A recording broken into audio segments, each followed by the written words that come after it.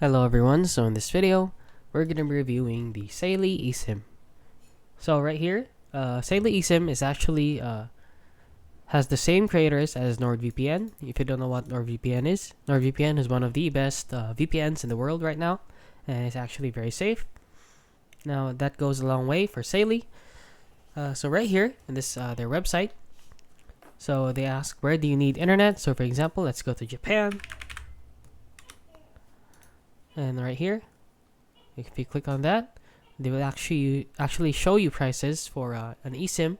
So get an eSIM card for Japan and enjoy reliable and affordable internet access on your trip. So get an eSIM data plan for Japan. So right here, 1 gigabyte for 7 days is $4. 3 gig for 30 days is $8. 5 gig for 30 days is $11. 10 gig for 30 days is $18, and 20 gig for 30 days or a month is $25. So just go to checkout or check device compatibility. So for example, I have an iPhone 15, and that is generally safe for iPhones, especially newer iPhones. However, if you have a niche phone, for example, like a Windows phone, it doesn't have that. So you should check the device compatibility of your device here. So if you go back here, as you can see right here, you can also choose your destination.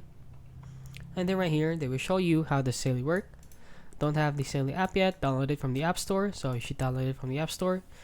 So step 1, just choose an eSIM or data plan. And then download Saily and set up your eSIM and enjoy your SIM data plan. So it's basically that simple. So once you paid them, they will automatically set it up for you. So you can just find a plan, easy to use, and avoid roaming costs.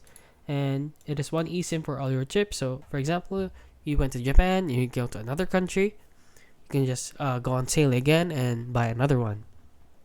And that is basically it for Saily. So it is one of the easiest eSIMs to use, and they avoid a lot of sketchy practices unlike other eSIMs. So that is it. That is my Saily review.